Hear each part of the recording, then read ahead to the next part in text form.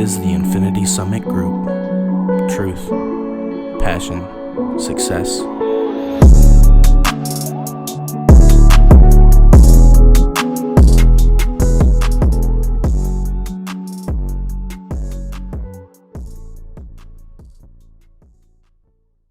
Hello, everybody, and welcome to another Infinity Summit Group podcast. Today is November 8th, 2021.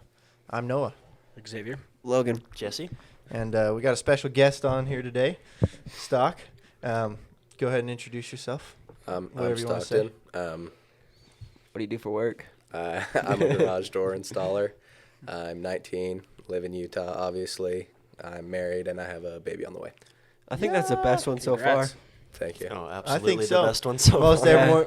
everyone's like, oh, I'm this person. Yeah. Zero subs. Which is fine. We don't expect more. It's just like, damn, we got it down. Glad to hear it. So, again, we were just talking about how installing keeps you in shape and how you just changed essentially from a master technician is what it was called to Right. installer. How is the physical workload? Because as an installer, when I was doing it, installing was a lot more physical than like technician work or the other things. How's it Right. been for you? I would say that installing is more consistent hard work, but Master Tech was harder work all in all. Like you're doing bigger motor, not all the time, just every once in a while or a couple times a week or whatever, but bigger motors, harder jobs. You're trying to skinny into tiny spots with old doors and just stuff like that. So installing is more physical. I'd say throughout the day I'm more tired, but the bad days for Master Tech would just put you on your butt. Way worse.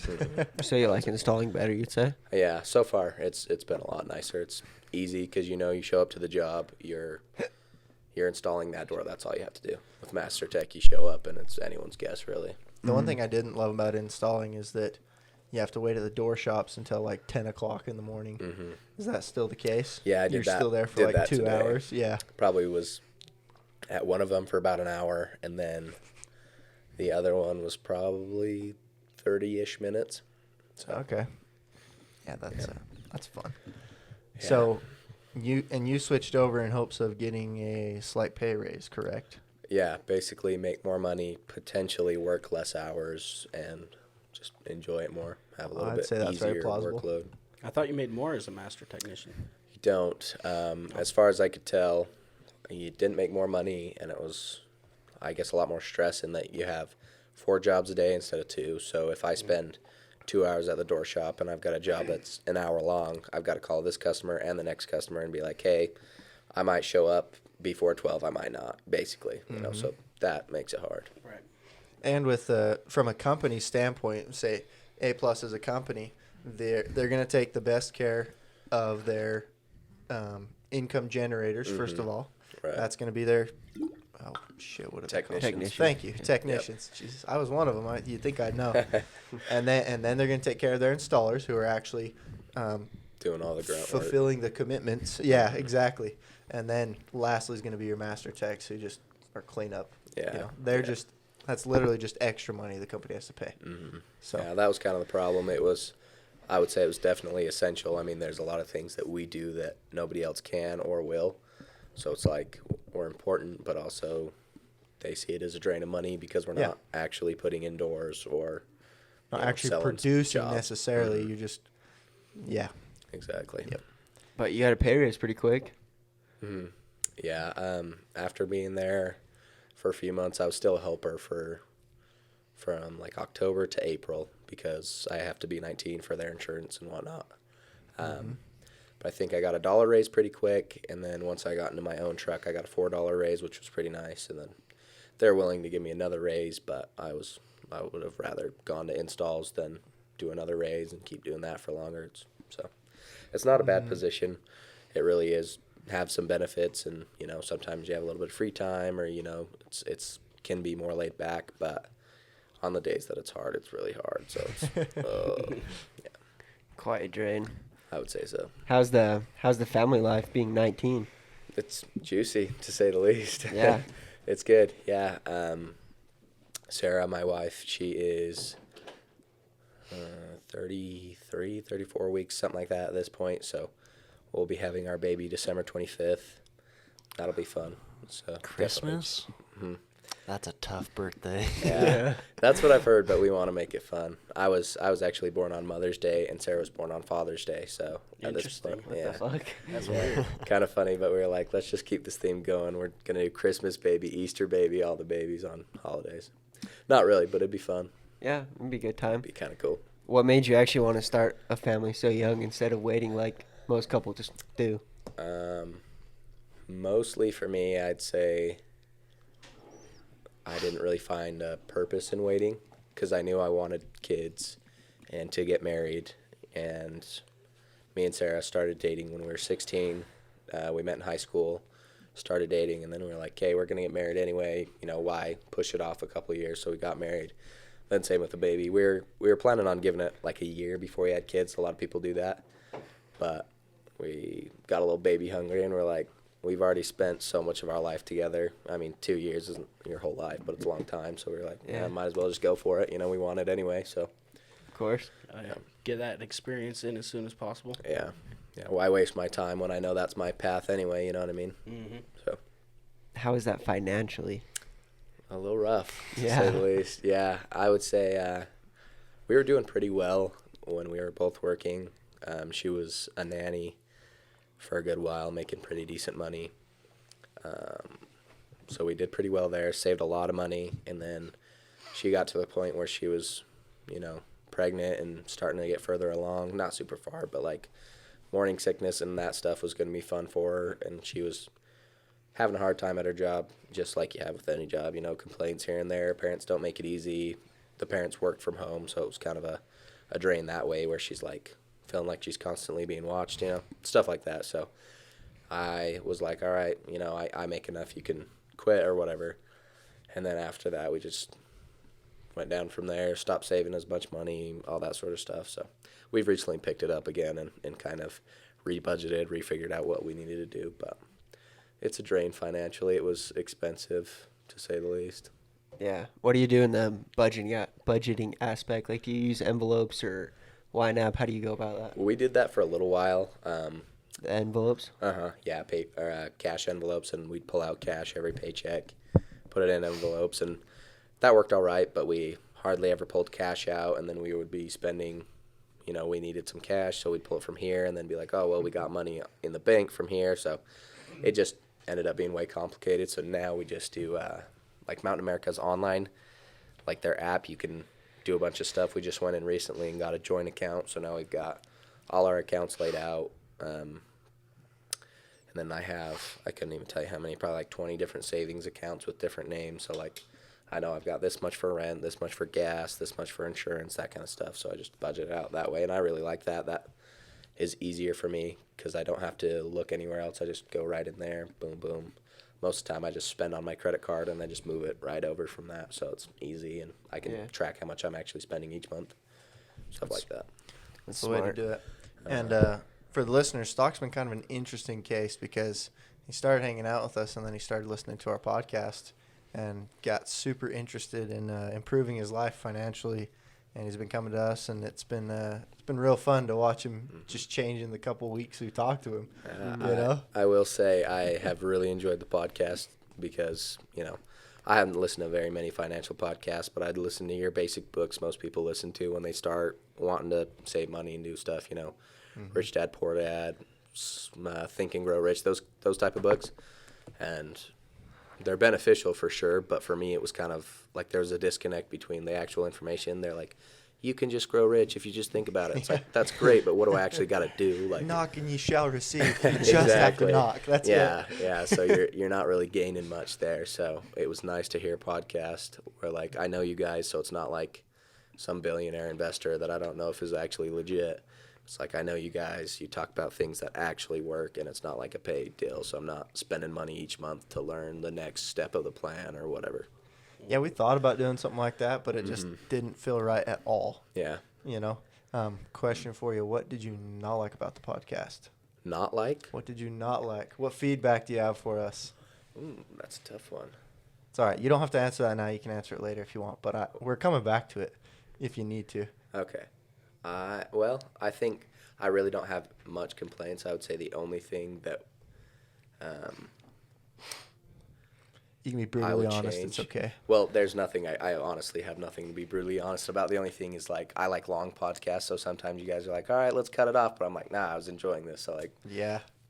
it makes it tough. I get it. But, like, I like long podcasts. So I guess that would be my only feedback, not a critique, is, like, long podcasts are also good.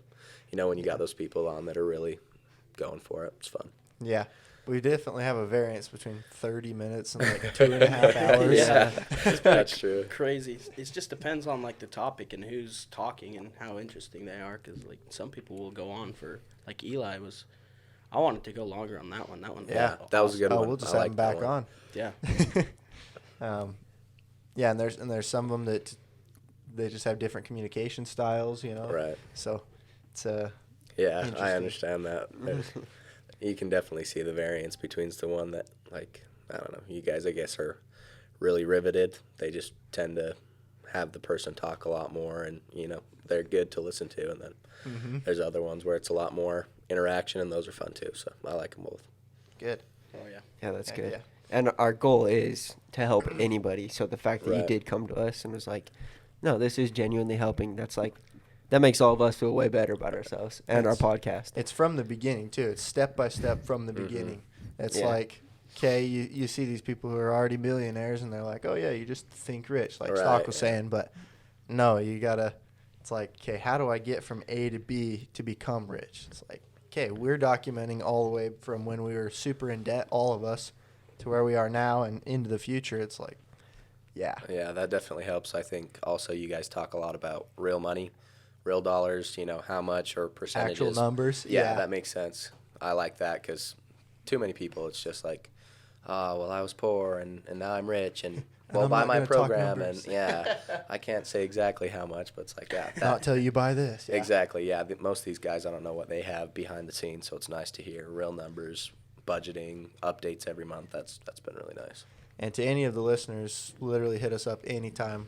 This is what we live for, is to help people out with their lives financially, especially, and watch everybody progress. You know, raise all boats with our tide, essentially. So, heck yeah. Yep.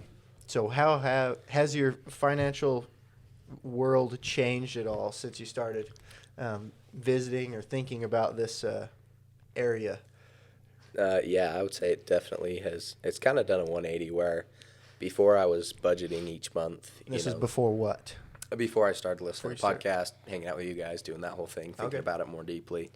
For a little while, I was listening to those books, but I don't know, that would just get me all jazzed to make money at 10 in the morning. By the end of the workday, I'm like, oh, I don't even want to think about that. But I was going from basically just budgeting.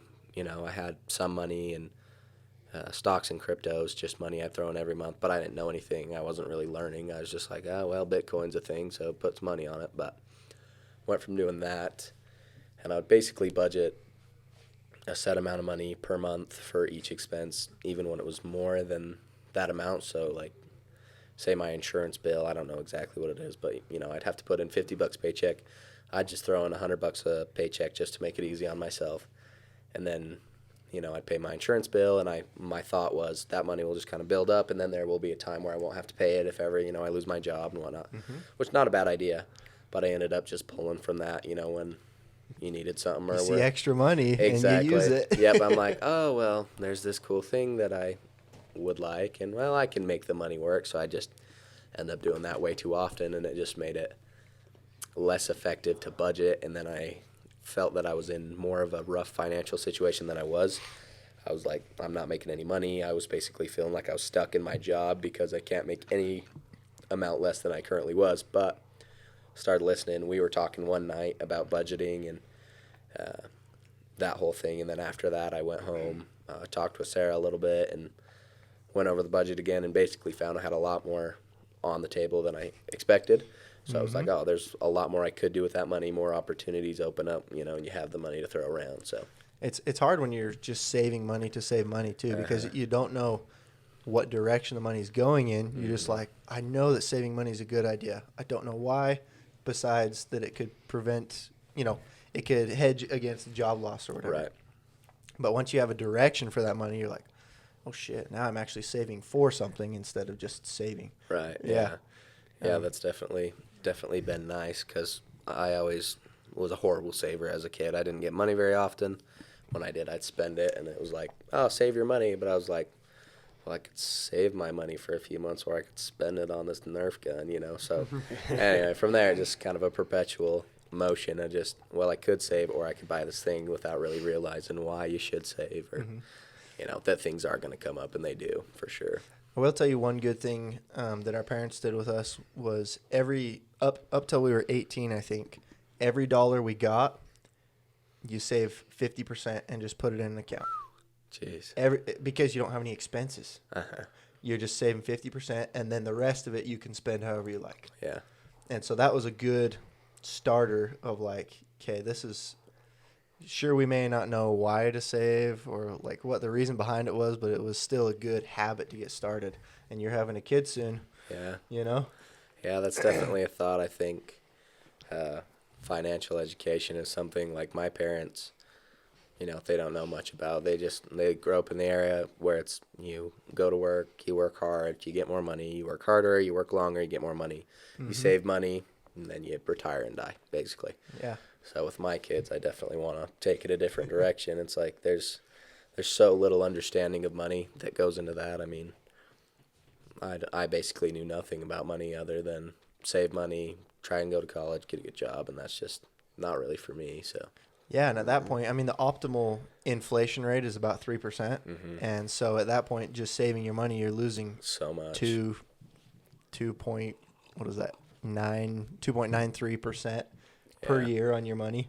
So yeah, it could have been a viable option at one point when Right. savings accounts were paying 15%. Believe it or not, that was a thing. Yeah, ain't that the way? That'd be awesome. Right. But nowadays you have to do something else. Otherwise, you're just losing year over year. Right. I was wondering about that though. What do you want to actually like do, like career wise? Because you know, A+ probably isn't forever, right? Right. Yeah. I mean, for now, it's definitely I'll probably be there for a good while. But definitely, I have, I guess, bigger aspirations. I'd like to own my own gun shop. I'm not 21 yet, so I can't get my FFL, but real into guns, so I'd like to open that and potentially manufacture my own line of guns and sell them potentially at my own storefront. So that You might be able to do that out of your house as soon as you're 21. Yeah, I think I might be able to. I don't know what the regulations are, but if you have all the proper licensing and an LLC and everything, or Yeah. even a single, what is it called? It wouldn't be called a partnership. I don't know what it's called, but Right. Sole proprietor. sole proprietorship. Thank Yeah. you. Then you could do that right out of your house. I Yeah. bet you. Yeah, I would definitely like to. I've thought about it, but you do have to be 21 for the FFL, so that is a bigger roadblock. And I mean, I would like to get to the point. I figure maybe I'll start in a little storefront, my house, selling guns to people I know that I make, and then from there take off and hopefully own a manufacturing plant. It'd be awesome to have a gun brand that's as recognizable as like Remington, something like that. That'd be so What, cool. what is the FFL you talk about? It's a federal firearms license, so there's different levels of it as well, so different classes, I guess I should say. So you have to get an FFL to buy guns directly from a manufacturer or to have guns shipped to you. So if you ever buy a gun online, you can have it shipped to like a gun store if they do FFL transfers. Since they have their license, you ship it to them. They can legally transfer it to you. So that's what you have to gun stores. And then there's different classes. As far as I know, I think class 3 is where you get like machine guns and those bigger ones that are stuff like that. So What kind of license would a pawn shop have? Because they buy and sell guns, right? I think they have to have an FFL as well, as far as I'm aware, but I don't think it's a very high class because, most of your gun stores, if they're selling like machine guns, are pretty much a niche market for just guns, where pawn shops, I think, are more aimed to just having guns for people to buy. So I think it's just a like class 1 FFL as far as I'm aware. You don't have to have that for the Utah Gun Exchange. No. You're Nope. not doing that, like, In Utah, yeah, you can. for business. Yeah, you can sell to a private dealer. If you're not licensed, you can buy and sell pretty much any gun to any person as long as they're over 18. You can sell a handgun to a person younger than 21 if you are not registered with a license. Yes, Wow. that is the case. Yep. I have So as soon as he gets his license, he can't sell handguns to anyone under 21. right. Gotcha. Yeah. Okay. Yeah, but it would be nice in the fact of like a lot of people that have their FFL, you could buy a gun, online, say there's a good deal, you don't have to have it shipped and then pay fees on FFL transfers and whatnot. You just ship straight to your house, you got it, you buy straight from Clock, say, buy a bunch of guns. You don't get a great deal on them, but at least you get a little bit of a deal. So Mm-hmm. Yeah. that'd be pretty cool. Pretty Super sweet. nice. When you're ready to do that, let us know because will. there's a lot of shit about running a business that is good to Yeah. know. Oh yeah, it would definitely be quite a learning curve, but I like the industry and it's been fun overall. I used to work in a gun store. Mm-hmm. Didn't work there for very long because the money wasn't really there, but it was great fun. Learned a lot, met a lot of cool people, and it's just a good atmosphere all around, I think. Yeah. And the way that when you decide to start this business, the way that you structure the business is going to determine how long you're going to be in this business. Yeah, that's true. I'd have Because to you learn want to a be lot the more. business owner, not an employee of your own business, right? Yep, exactly. Yeah, that's kind of the thing there that I don't know a whole ton about, like manufacturing wise, as well as, I guess storefront. Yeah. Deals. Mm-hmm. Because if you're running storefront, you're more focused on selling, or manufacturing, you're pumping out as much as you like. But I'd like to have a point where I either have both, or ideally, if I could only have one, I think I'd take the manufacturing side of it, just because to have my own line of guns is a dream of mine for sure. That would be so cool. Yeah, I think it'd be cool. So you mentioned that you build them. Mm-hmm. Is it just ARs or do you build pistols? And And so how do you far, go about that? I've only built AR-15s so far. I was looking into building like Glocks because you can buy, they're called 80% lowers. Basically, you buy a polymer lower. Hold on 1 second. You're cutting out. There you go. Am I good? Okay. Yeah. So you buy a polymer lower, and then you buy a jig and like something like a Dremel, a drill press, something like that. You mill it all out like was talked about on a previous podcast. But you mill it all out, and then you buy internals, springs, all that stuff. So all that stuff's still bought, but you can buy all that without. Essentially, it doesn't have the serial number. The only serialized part of at least a Glock is the frame. So you buy the frame, mill it out yourself, and then pop stuff in there. Basically, is what it is. So I haven't done that yet, but I've been looking at that for a little while. That looks pretty fun. And then AR-15s. I built a couple of those so far. That's real fun. Basically, you just buy the lower, fully built, serialized, whatever. I buy a couple of those, and then parts you can buy offline as long as they're not the lower. That's really the only thing that you can't buy online without an FFL transfer, that is.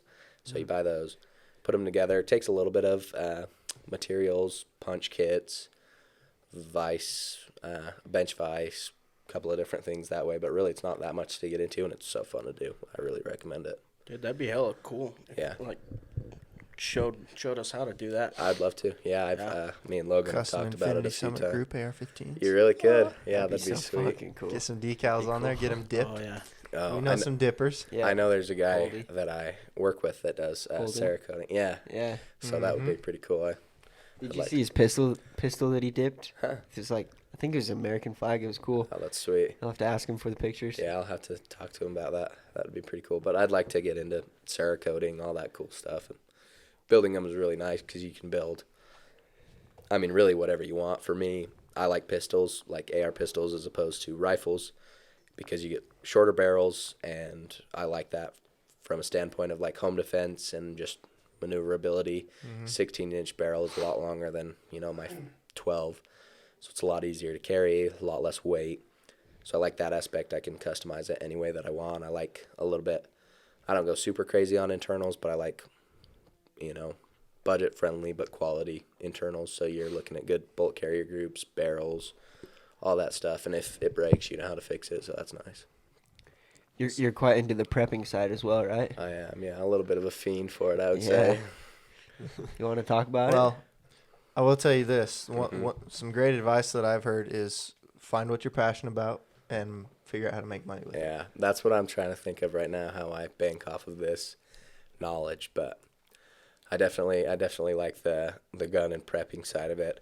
I think I got into prepping at like 12 or something like that. I just started watching videos on YouTube. I'm like, that's kind of cool. So I built a little bug out bag with stuff that my parents had around the house, first aid kit and knives that I had. And had that for a couple of years. Then more recently, getting married and moving out and whatnot.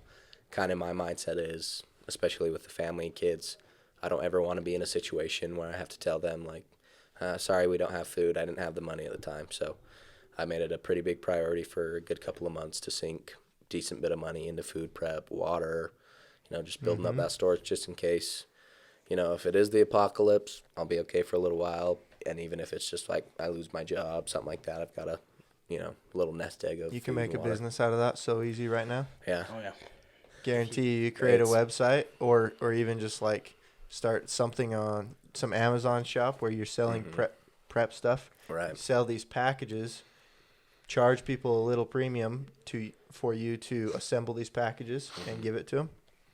Dude, you could be That's true. bringing in that Yeah. money. It's a pretty big, I guess there's a lot of money to be made in like meal kits. A lot of people will sell meal kits that are like dehydrated, freeze-dried, whatever, and you pay pretty good amount for, a month's worth of food Yeah, they're or whatever. expensive. They're quite pricey, but so that would definitely be an option.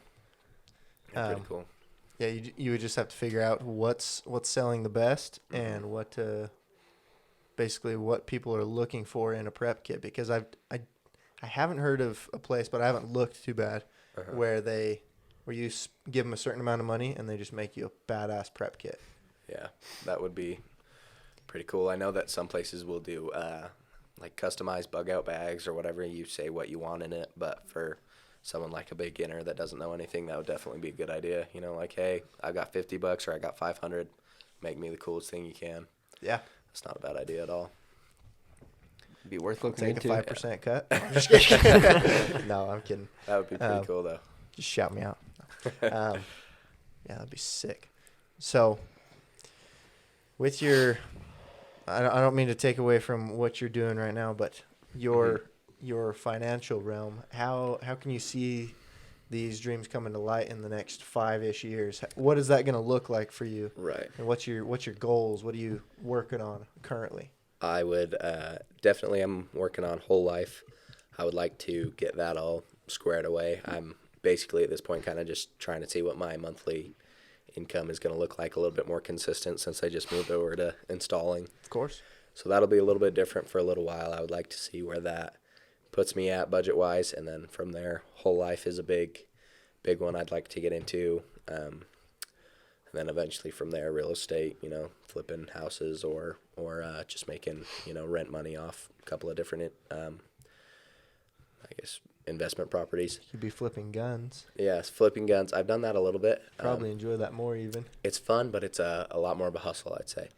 So to get like good deals on anything, you have to be basically the first one to text them, and you have to be able to go get it like right now. So it's makes it hard in that I work long hours and I have a pretty inconsistent schedule. So I'm like, hey, I'd like this. Could you hold it? And You've got a wife that stays home, right?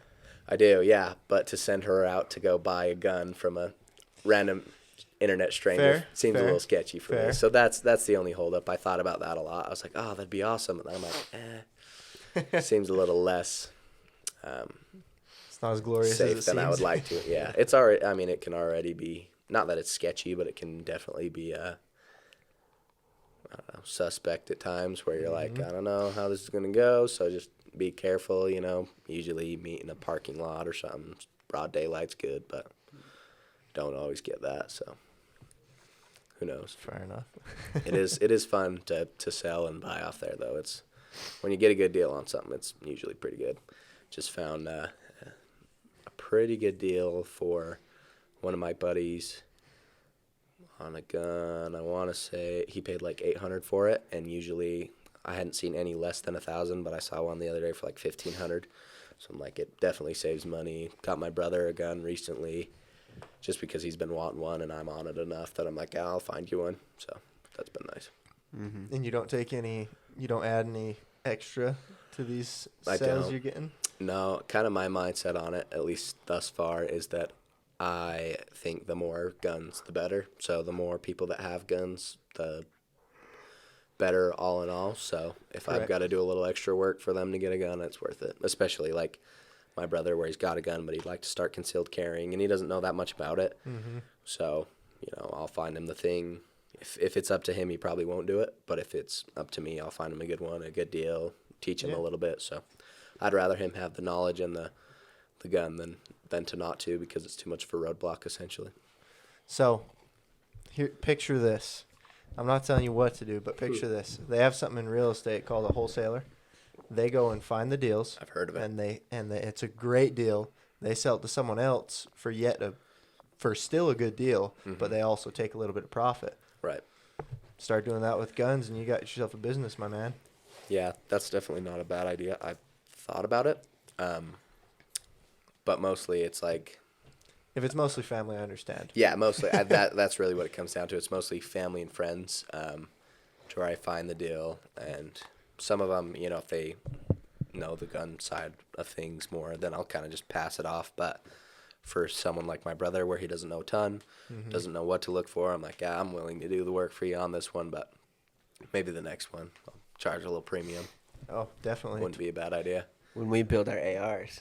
Yeah, we'll be That'll building be- them soon. If you guys are interested, we're planning it. So I would love to, just not yet. So Yeah. we said pricey. Same here. it can get pricey, but kind of my plan with it is to buy a certain amount of parts per paycheck, or you know, we spend $100 a paycheck, so one paycheck we buy a barrel, and that's it.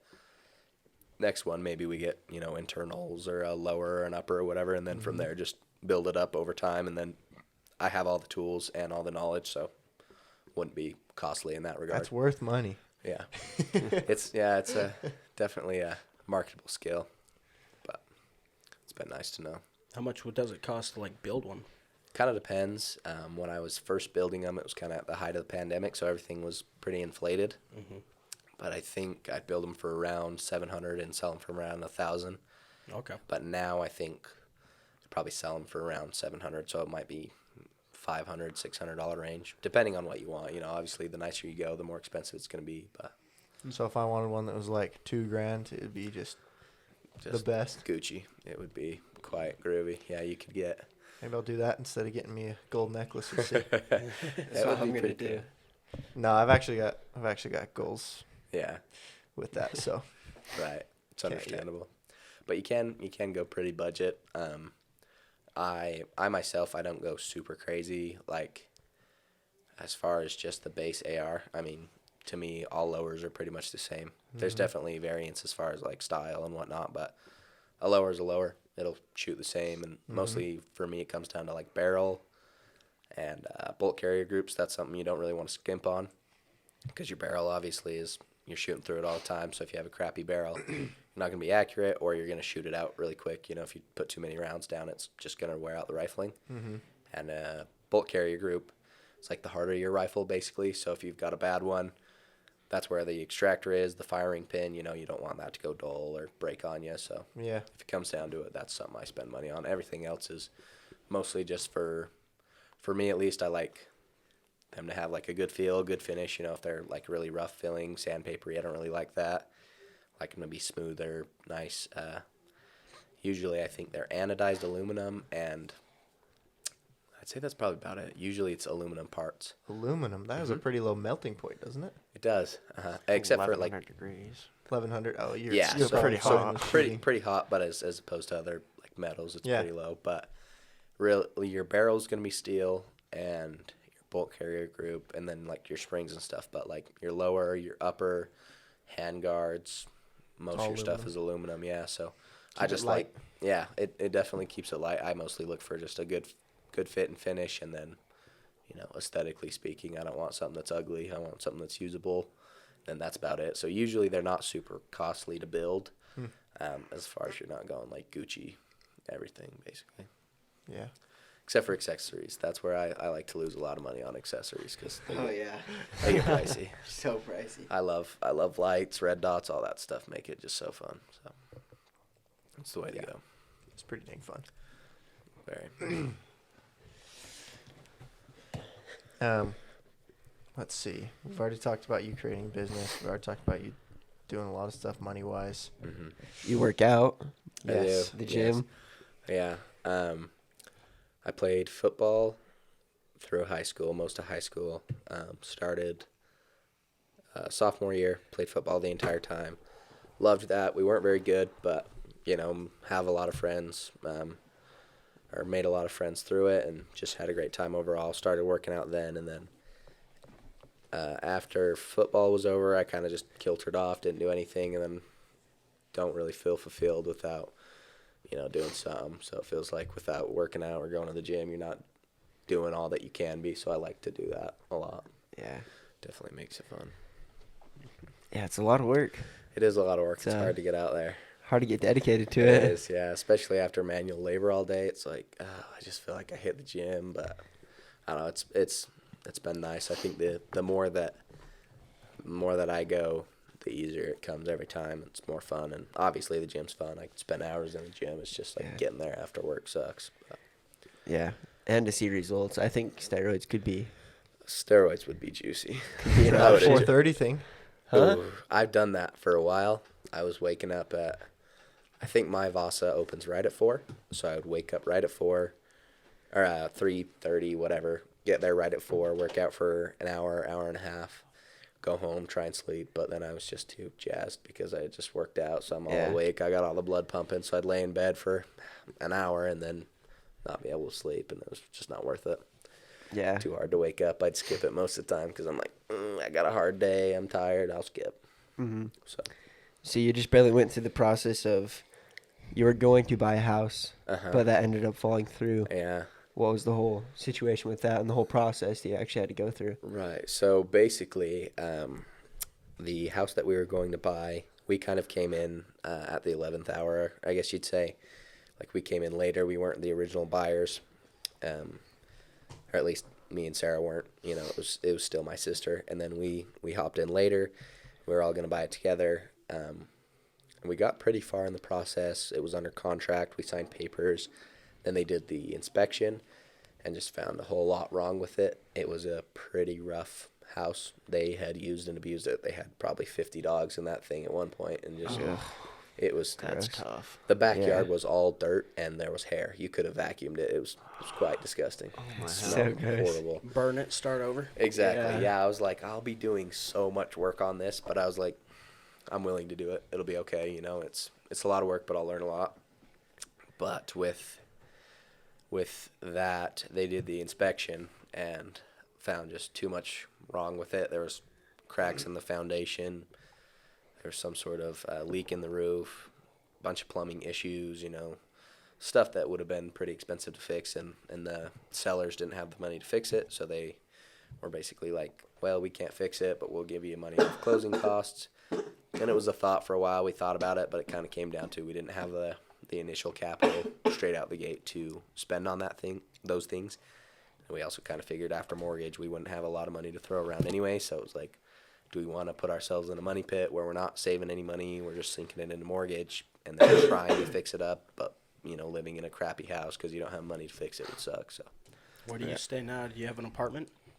we are in a basement apartment in West Jordan, Okay. so it's not too bad. It's honestly pretty nice for what we pay. It's got 2 bedrooms, so my sister rents with us, and that saves costs a lot. And pretty nice for having your own, basement, bathroom, kitchen. It's not shared, so that's nice. Oh, yeah. If that happens to you in the future, where you go to buy a house and it's just garbage, figure out what the costs are going to be approximately, and then go below that, offer them below that for the price. If they accept, or if they don't accept, great. You at least tried, and then Right. you get out of the deal. If they accept, money will find you. Right. You go to people, be like, hey, I've got this repair I've got to do. I'm going to be doing this, this, and this. It'll cost this much, and then in 6 months I'll refinance it and give you 5% profit. That's not a bad idea. I mean, they probably won't accept it because people like to get the most they can out of their house. But Sure. if it's utter garbage, I mean, yeah. shoot for the moon, right? Yeah, we were thinking about it. Like if it was a possibility to essentially, say the house was $350, we offer $330 or $3, something like that, and then just use whatever leftover money was to do repairs and all that type of deal. But it was a first-time homeowners loan, an FHA loan, so they have really stringent policies as far as like inspection purposes. It has to pass all these inspections, and then it's basically like the amount that it's set for is the amount you accept. So you can't go Okay. less, or you could go less, which would save you money, but it's not like a hard money loan where you'd get, a chunk that you could spend. So it's kind of hard like that, which is too bad. It would have been nice if we didn't have to do that. It would have been a lot easier to get a house. Yeah. The market is so rough right now anyways. Trying to find It's a house, vicious. it's like, It's probably better to not buy a house right now. good luck, yeah. At least not around here. Yeah, that's kind of where we were at. We weren't even going to look because she started looking and talking about it, and we were like, we're doing all right here. I'm not buying a house till I can afford it. Then we kind of figured with that one, we'd be paying around the same amount in rent per month, and we'd be gaining equity and whatnot. So we're like, it might just be worth it. And eventually one of us leaves or, sells it to the other person and makes some money, get experience on home owning. And it'd be nice to just have your own place, but just didn't quite pan out how we wanted. So we figured after that, we'll just, let it go. We'll save money and get a house when we need one. So Yeah, Fair that's enough. kind of where we're at now. that's exciting. It was going to be pretty fun, but a Would've been a- little bit of a bummer that it fell through. Yeah, Yeah. would have been a fun little thing for the boys to do on the weekends, Oh, though. yeah. Like, That's sick. what us. It We can't do definitely- foundation repair, though. Yeah, No, absolutely not. that would have been probably pretty costly. It might have been doable yourself. I know that the guy that was selling us, or our realtor, he talked about doing it at his brother's house. He was like, it wasn't too bad. They had minor foundation, so they fixed it themselves, and it's definitely doable, but I don't really want to sink a bunch of money into a shithole, essentially, so. You don't want to mess with foundation work either. No. Get that done professionally because they've got Yeah. all the licensing. They know the codes and all that. Mhm. Not even something you want to worry about. Yeah, that's kind of what we figured. There would be a set amount of issues, essentially, we'd have to pay for right out of the gate, and it probably would have been 10 to 20 grand that we don't have. So we're like, we'll just take the L on this one and hope better in the future. Mhm. Yeah. Fair enough. I'm glad it worked out that way in the end. It kind of saved us from being stuck in a mortgage that was more expensive than we expected. Yeah. I mean, it would have been pretty costly as far as like we'd be paying our mortgage, then also trying to pay repairs and this and that, and it would have built up pretty quick. Yeah, your payment on 350 probably would have been around $2,000, 2,500 a month. Yeah, right around there. It was, I want to say 1,700 before utilities and all that stuff. So Okay. Pricey. would have built up quick, and then you've got $50,000 worth of repairs over a couple years' time. That definitely adds a lot to the house. So it was quite rough. Would have been a lot of work. Sounds like you dodged a bullet. Yeah. I think it would have been fun all in all, and I would have enjoyed it no matter what, but it definitely saved us from, being in a spot where we would have regretted it potentially, so I'm glad it didn't work out. Yeah, you'd be able to do something like that on a rental property sometime. Yeah. Where it's not your personal residence. Yeah, that's kind of my hope. I was thinking, honestly, for that property, I'm like, I'll fix it all up, hardwood throughout, rip up carpet, put in bathrooms, all that stuff, and I'll learn a lot along the way, and then I could do that in the future, which would have been really nice, but it was so much work. We just kind of figured, like, I don't want to live in this dingy, smoker's basement for 5 years before we can even make any adjustments. So it would have been interesting, but glad it didn't work out. Hopefully something else comes up that's better. Yeah. Which it will. Sure. Yeah, definitely. I agree. Good luck right now, but yes. Yeah, that's kind of where I'm at. I'm like, I mean, we don't pay a ton right now, and our rent, as far as I know, won't fluctuate with the market. It's not necessarily set in stone, but it's family, so I doubt they're gonna jab us on rent Yeah. if the market goes crazy. It Unless they decide. should. I think rent generally increases 10%-ish about every 2 years, I want to say. But Yeah. Really? if you're doing it, they want to at least, so generally they'll increase it at least with inflation. Yeah. And with inflation how it's been, I would expect a decent increase in rent. But it being family, they may or may not do that to you. Right. Yeah, You that's know? kind of. I mean, thus far, it's just a month-to-month deal, which has been really nice. Oh, that's sick. Yeah, that way, if we decide, hey, next month we're buying the house like we were for a while, we just let them know we might be moving. We'll still be here for minimum this X amount of time, but we might be moving. Tell you what, if you do decide to do anything else besides month to month, you might be able to get a lower rate, but lock in more time Yeah. for your basement. Get a 6-month or a 1-year contract and lower your rent by $200 a month. That wouldn't be bad at Because all. then it's guaranteed income for them. Yeah, that's true. If they think about it, Uh-huh. or they're just gonna not care. As far as Present it to them. Yeah. mm-hmm. Be like, hey, you could spend this much and lose out on between 1 and 3 months rent. Try to find another person, unless you already have people lined up. Mhm. Or you could reduce our rent a little bit and have us for a full year. That's kind of the That's smart. thing right now, that they definitely have people that would fill it in a heartbeat. So Okay. yeah, my brother was potentially going to move in there if we left. I know there was a lot of people who jumped on it right when they were like, "Hey, we have this for rent," but we got to it first, thankfully, so we got it. But it was it's a hot commodity right now, so there's Fair a lot enough. of people that would fill it. So I Yeah. doubt Lots they'd of our go for it. kids that just got married but can't move out of home. Yep. So a lot of people are jonesing to move out. It's true. Yeah, it's 100%. we lived at I'm chilling here as long as I can, man. Literally. yeah, we lived at my wife's mom's place for 2 weeks after we got married, and it was all right. You know, it wasn't bad or anything, but it was a small room and in a small basement. And I don't know, it was just not for us. You don't have basically anything to your own, so it was really nice to get that opportunity. We jetted pretty quick. It's interesting living in one room for sure. We were planning to have kids there too. We were like, we'll do whatever we can until we get our own place. I don't care. So it would have been squishy. It was absolutely smaller than this. Wow. At least, I mean, at least this size, but probably smaller. Definitely smaller than the entire living room, but Yeah. probably about the size from the couch to the wall. At least you can say you did that though. It's Yeah. pretty cool actually. 2 Yeah. weeks. But yeah, it was not bad. It was fun, and you know, we had the family there, so we had movie nights and stuff for a little while, and that was a good time. But Yeah. Heck yeah. overall, your own place is just unbeatable. I recommend it highly. I'll Nice. get there Duly one day. noted. It's One very day. nice. Pricey though. If I was just living at home and had a decent place and could save a bunch of money, I probably would have. But just kind of so happened that it was more freedom, and you know, I wanted my own space. Don't want to be cramped in my tiny bedroom that I grew up in with, you know, another person. It just wouldn't quite pan out. So Yeah. that's been nice. What else do you do? Just on your free time or whatever you're aspiring to do? Like what? Shoot. I definitely like to get more into the stocks and cryptos. I've done a little bit of research I was on going to that. ask if we wanted to open that can of worms. We could open the worms. We can definitely open the worms. Yeah, when you sent that that text out the other day about Cardano, I ended up picking up a little bit of that, and I did too. yeah, I think I'm up like $30 so far. So I was like, decent advice. I'm enjoying that. So By the way, Sweet. nothing I give is financial advice.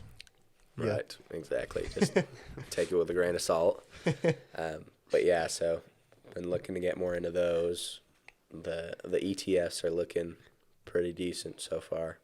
I mean, Oh, the NFTs, yes. NFTs. Yes. Yeah, sorry, I get those mixed I up. was a gonna lot. say, what the fuck is that? Yeah. ETFs are good too. That's stocks. That's not cryptos. What Okay. exactly does ETF stand for? And it's an exchange traded fund. Oh, okay, I see. So basically, they just buy a bunch of stocks, and then you buy a small portion of the whole thing, and you'll get. They're a lot safer allegedly. So they've got a ton of ETFs that follow the S&P 500, the Russell. Oh, right. Russell 3000, whatever. And then those kind of just hold the whole market versus just small portions. Because when you're buying individual stocks, it's a little more of a gamble, but you can see better returns. Right. Yeah. Yes, I get those mixed up all the time. But NFTs, those look interesting right now. But I don't know. I have a lot more research to do on everything before I start tearing away at it. So I'll let you know. NFTs they didn't work out for me very well. But Yeah. I don't think I approached it the right way either. yeah, I don't know. I don't think it's as easy as everybody's making it sound. But No. seems like it could be good returns overall. So Yeah, it could be. I mean, 600 to 18 grand in a week. That's pretty good. yeah, you know? That's so decent. much. Yeah. Yeah, I would say so. But- I mean, currently at this point, I'm just trying to win No Nut November so that I can $1,000. get a little Get some chunk of extra money. dough. I Exactly. agree. Are there any? So have you been doing research into stocks and cryptos? Is there anything you're interested in? A little catching bit. your eye? I haven't done a ton. Harmony One, I've definitely heard you talk about a lot, and I'd like to expand more on that. Cardano seems intriguing to me for sure. Good solid one. But at this point, I'd be more interested in kind of your up and coming altcoins, just because, Bitcoin and all that. The likelihood that you're going to make huge returns is pretty slim. Talk after the podcast. Yeah, I've got a couple of them that I'm in right now. I'm hoping for a 10-ish X. Well, So bad. Yeah, I was in Solana for a little bit. I never did any research, just listened to a guy on TikTok. But he was talking about Solana. He was a pretty big advocate of that, and he wasn't even a crypto guy. He was like a fitness dude that did both. But bought some of that. I think I sold out, and I didn't lose money on it, but I just decided to allocate funds otherwise, and then it shot up to like 250 or 200, and I was like, would have made a little bit of money on that. So you'll have those moments. yeah, I'm sure I'll have a lot of those. But really not a ton that I'm super interested in. Monero actually is one that I was intrigued by just for the fact. I think I heard somebody on YouTube. He was talking about, I can't remember exactly what it was, but basically pirates, like off the coast of Africa or wherever they hang out, I'm not sure. They will take people hostage, and then they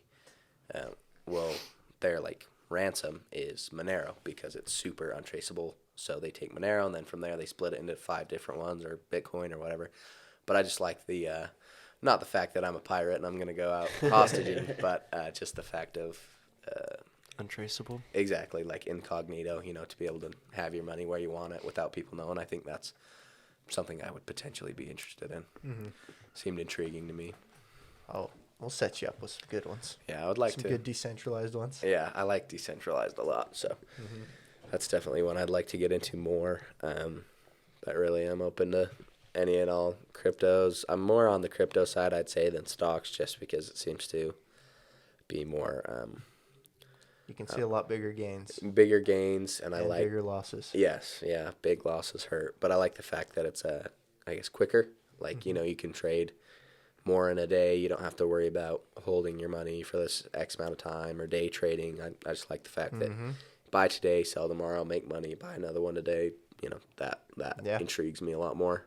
A lot more interesting also to own a digital coin that is, only has value because we say it does, than a stock that depends on this, that, and the other, in my opinion.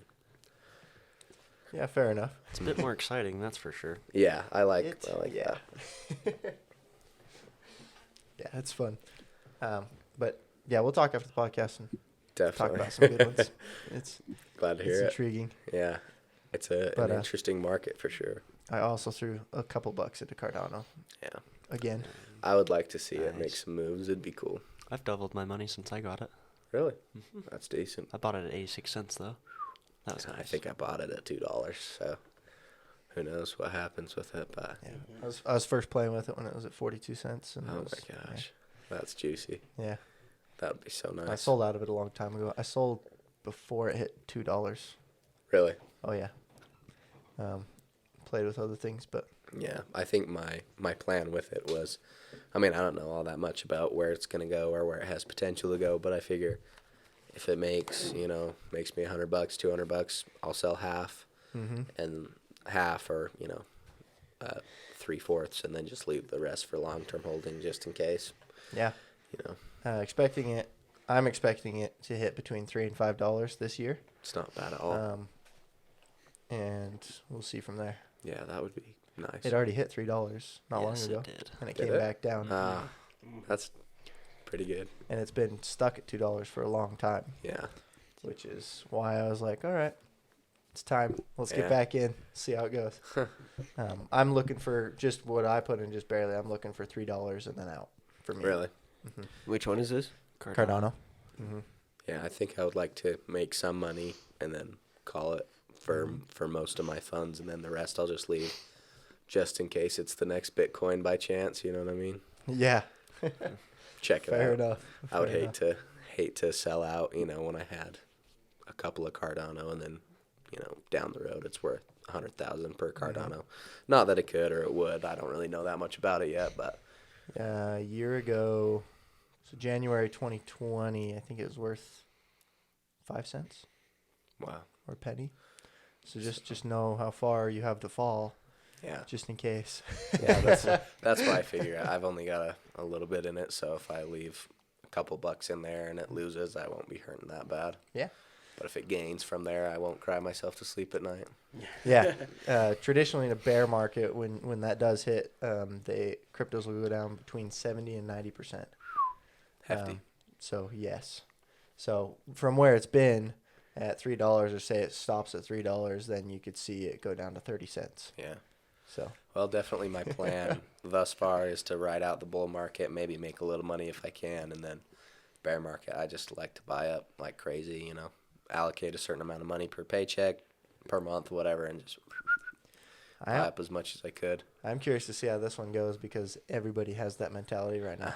Yeah, it's easily adoptable. First of all, who knows when the when the bear market's coming?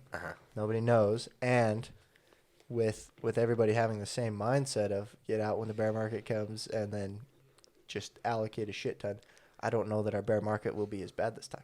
Yeah, it probably won't. That's what I've considered, but I mean, Bitcoin's crashed how many times so far? 3. And every time everybody's like, oh, Bitcoin's done forever. And then they're like, shit, why'd I sell all my Bitcoin? So hopefully there's some chumps that don't know anything. I mean, if I didn't know anything about it, if I was where I was at a few months ago, I would probably think, it finally crashed. It's never coming back. This is the one. But who knows?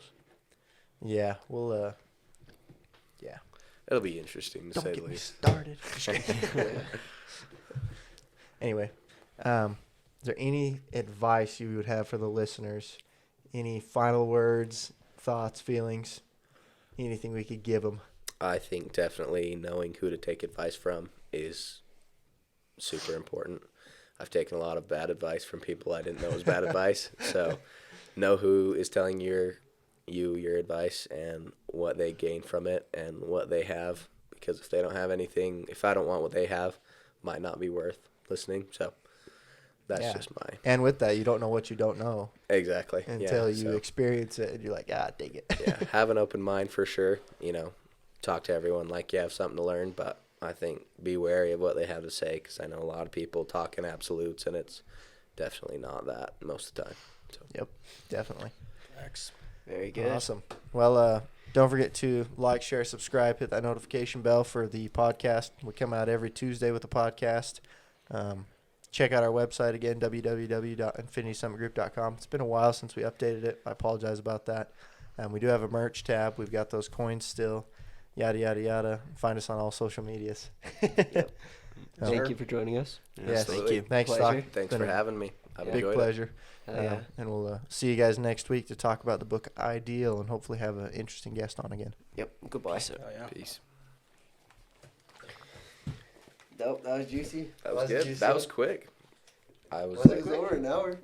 Yeah. I didn't even realize. I was like, we've been talking for probably about 20 minutes. Yeah. It goes so fast. It goes so When you're fast. having a It's good time. Yeah, it's enjoyable for sure.